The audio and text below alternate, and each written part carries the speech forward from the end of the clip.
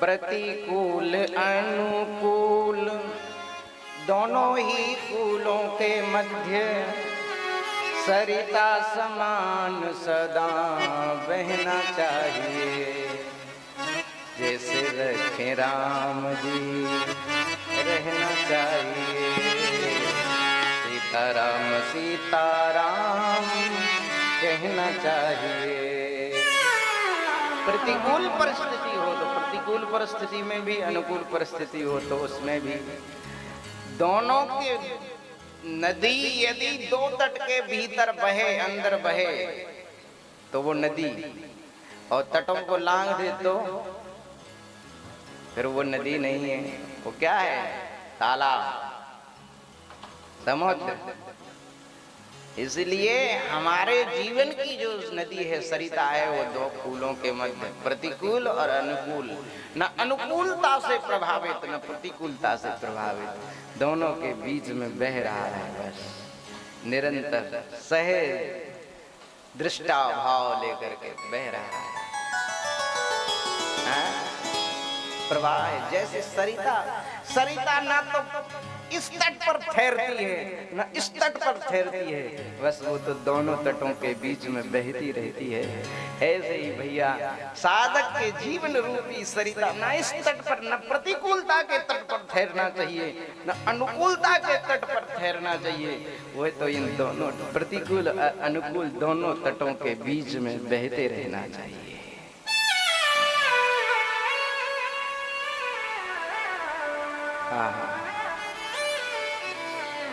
साधक निंदा स्तुति उभय सम,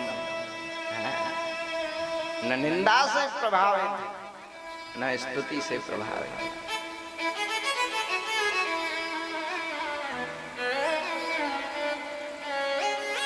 स्तुति से प्रभावित होगा तो राग हो जाएगा, और निंदा से प्रभावित होगा तो द्वेष हो जाएगा। यही द्वंद्व है, द्वंद्व हुआ और द्वंद्व में फंसा, और द्वंद्व में फंसते ही फिर कहीं का नहीं रहेगा। इसलिए तो कह रहे द्वंद्व धर्मान विनष्टा। भ्रमर गीत में कह रही है राधा रानी कि द्वंद्व, उस जीव के द्वंद्व धर्म विनष्ट हो जाते हैं। किस दिन? बोले जिस दिन कोई जीव ईमानदारी से आपकी कथा कह सुन लेता है, उसी दिन।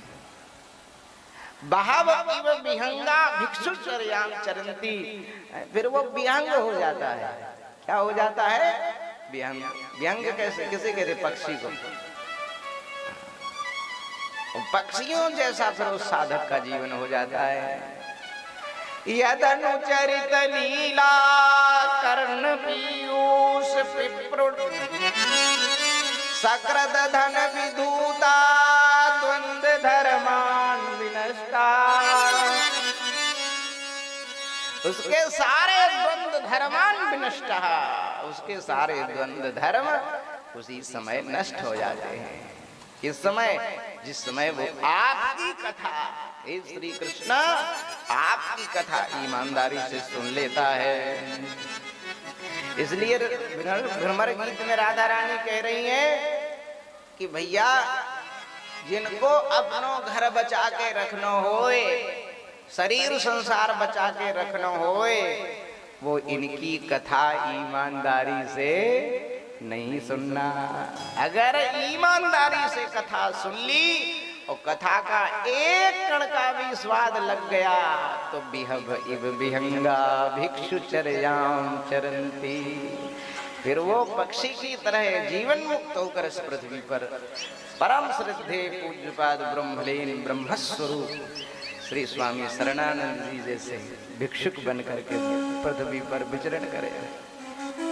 फिर वो संसार का नहीं रह जाएगा, संसार के लायक नहीं रह जाएगा।